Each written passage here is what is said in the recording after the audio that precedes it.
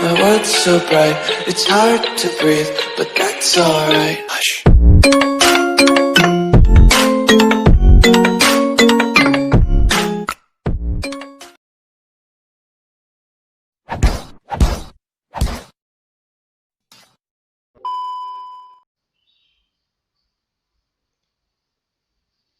Assalamualaikum warahmatullahi wabarakatuh.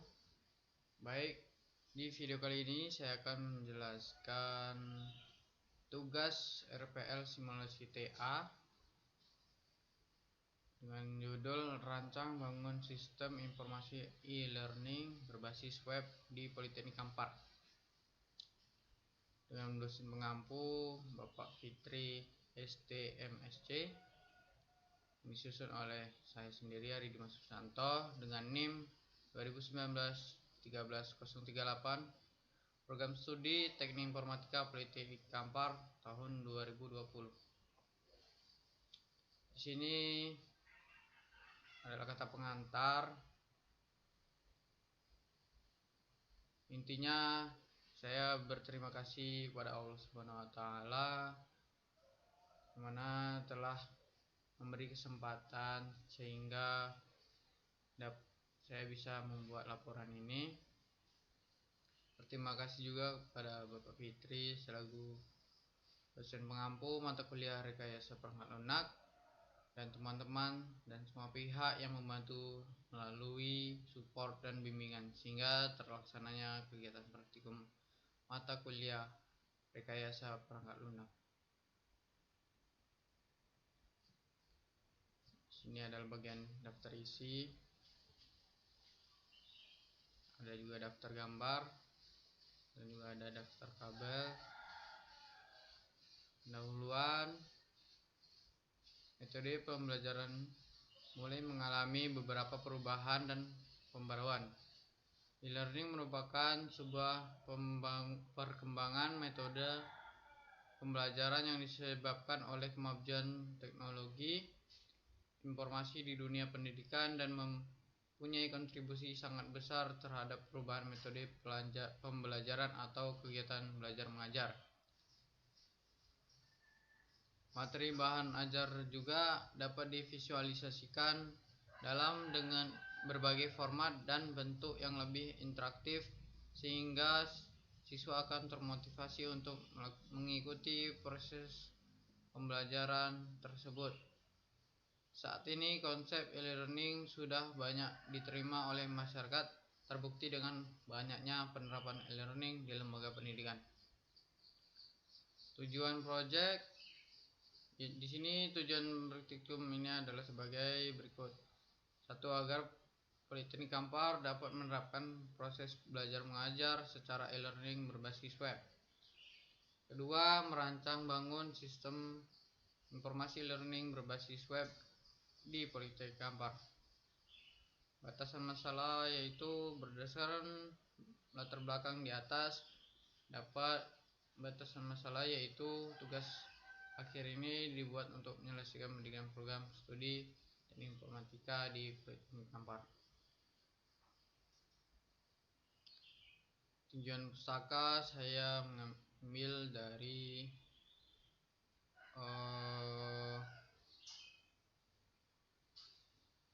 jurnal Najmuddin tahun 2013 dengan judul Sistem Informasi adalah dengan judul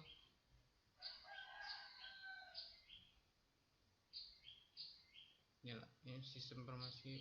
Ini isinya ya kan.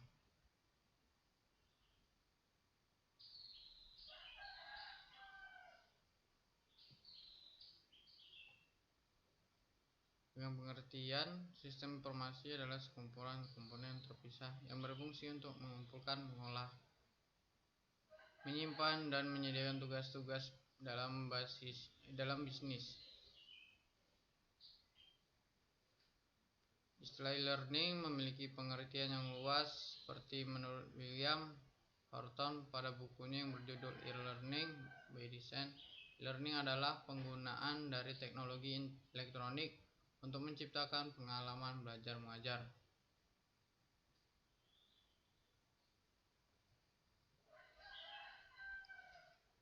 Kemudian bab 3, analisis dan perancangan sistem. Analisis sistem yang sedang berjalan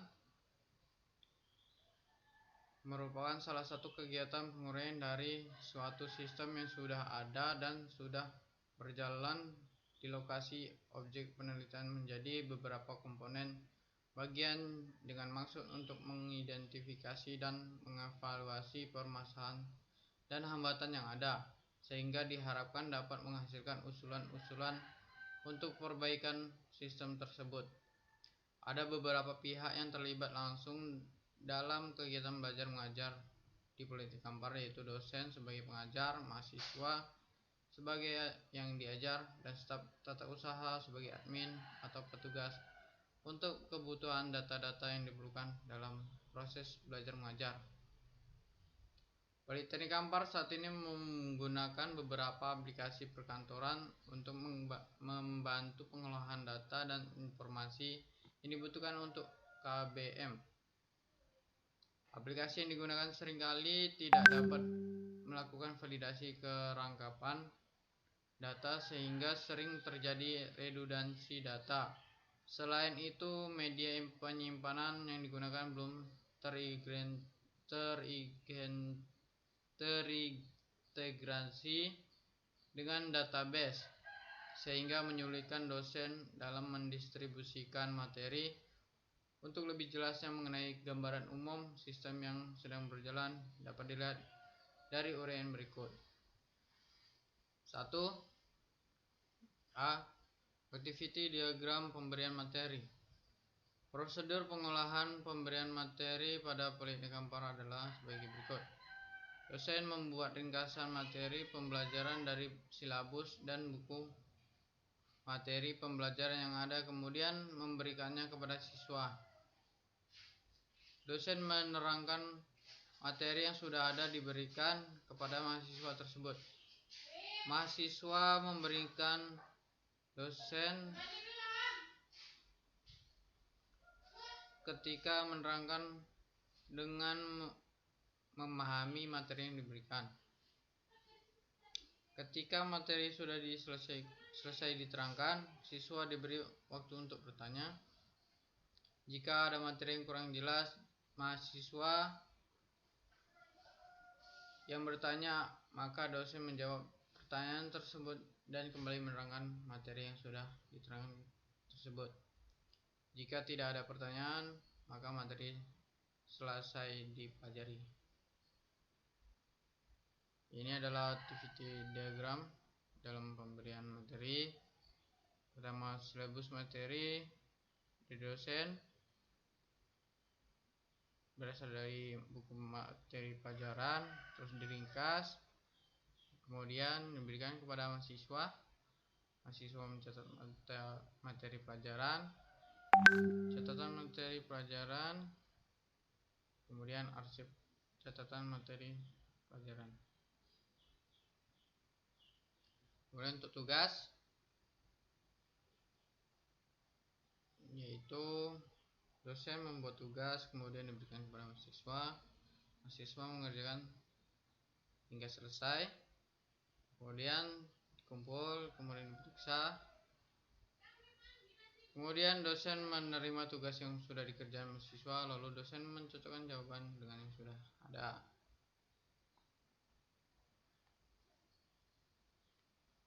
Setelah jawaban tugas siswa selesai diperiksa, kemudian dosen memberikan nilai dan masukkan nilai ke arsip nilai tugas mahasiswa.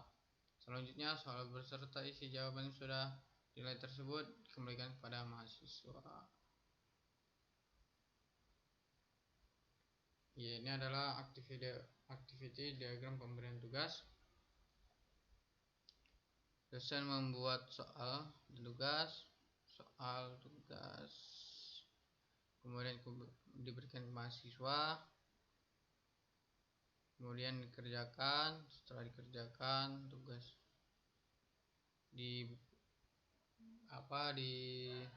dicocokkan dengan jawaban dan kumpul, kemudian dikoreksi.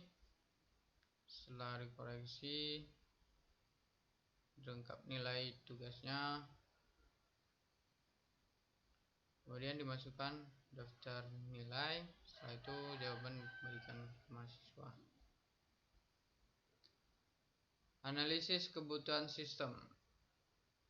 Kebutuhan sistem fungsional atau functional requirement. Jenis kebutuhan yang berisi proses apa saja nantinya dilakukan oleh sistem. Kebutuhan fungsional juga berisi informasi-informasi apa saja yang ada dan dihasilkan sistem. Kebutuhan non fungsional.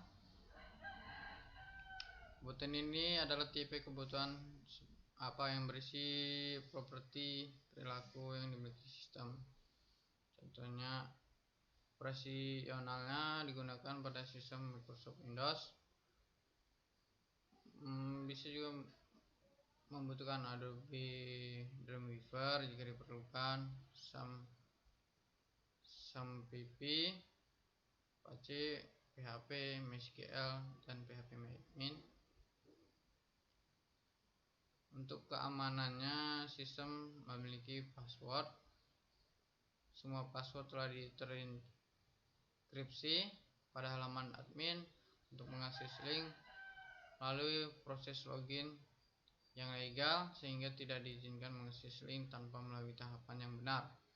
Admin dan user akan melakukan login harus menggunakan akun yang sudah terdaftar, baru bisa mendapat hak akses dalam halaman masing-masing. Analisis kebutuhan studi kelayakannya. Kelayakan 1. Kelayakan sistem. Studi kelayakan adalah suatu studi yang digunakan untuk menentukan apakah proyek pengembangan sistem layak dipakai atau tidak. Ada 4 kelayakan yang harus dipertimbangkan.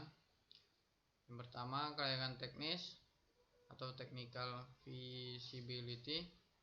Menentukan kelayakan teknis pada pembuatan sistem informasi learning dapat dilihat dari ketersediaan teknologi di pasaran dengan penilaian kelayakannya, yaitu mudah, kemudahan pengoperasinya mudah juga. Kelayakan operasi berarti menganalisis apakah sistem mampu diimplementasikan. Di sini ada tabelnya dengan penilaian. 1. Kemampuan personil, kelayakannya baik. Kemampuan sistem untuk melakukan prosedur baik. Kemampuan sistem penyediaan informasi baik. Efisiensi dari sistem baik. Keamanan data baik. Kelayakan hukum. Kelayakan hukum dapat dilihat dari perangkat lunak atau software yang digunakan untuk mendukung pembuatan aplikasi. Software yang dipakai original software atau perangkat lunak yang digunakan asli atau legal dengan lisensi yang dilindungi oleh undang-undang. Sistem yang akan diterapkan melanggar hukum atau tidaknya. Misalnya dari situs ini tidak memuat hal yang melanggar hukum seperti pornografi, sara, dan lain-lain. Untuk bab 4 hasil pembahasan, itu pertama, perancangan proses. Dari hasil tinjauan permasalahan yang telah diuraikan sebelumnya, selanjutnya penulis mengusulkan untuk membangun sebuah sistem informasi e-learning berbasis web yang akan mempermudah proses kegiatan belajar mengajar di Politeknik Kampar. Sistem informasi ini digunakan oleh beberapa user dengan batasan akses yang berbeda. Halaman utama terdapat beberapa informasi tentang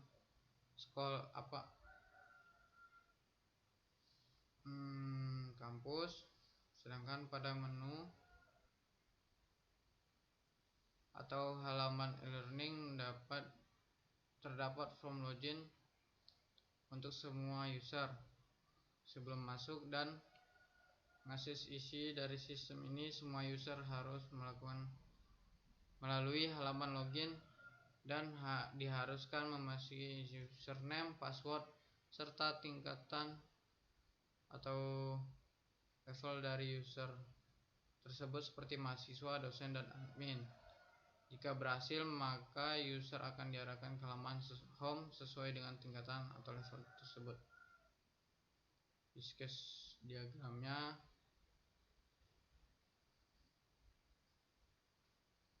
seperti ini. Kurang jelas ya, sangat panjang. Ini adalah identifikasi use case rancangan sistem. Login yaitu proses login sistem sesuai dengan tingkatan level user. Pengelola administrasi yaitu pengolahan user administrator yang ada di sistem. Ini sampai ke bawah ya. Rancangan basis data pada tahap ini dirancang kebutuhan basis data dengan menggunakan tool class diagram. Class diagram menggambarkan struktur statis kelas di dalam sistem. Kelas merepresentasikan sesuai dengan yang ditangani sistem, maka akan didapatkan kelas diagram yang memiliki atribut dan operasi atau metode. Berikut adalah gambar kelas diagram. Sangat banyak ya, jadi kurang jelas. Ya mungkin segitu aja yang dapat saya sampaikan. Apabila ada kurang dan lebihnya saya mohon maaf. Saya akhiri. Assalamualaikum warahmatullahi wabarakatuh. Bye.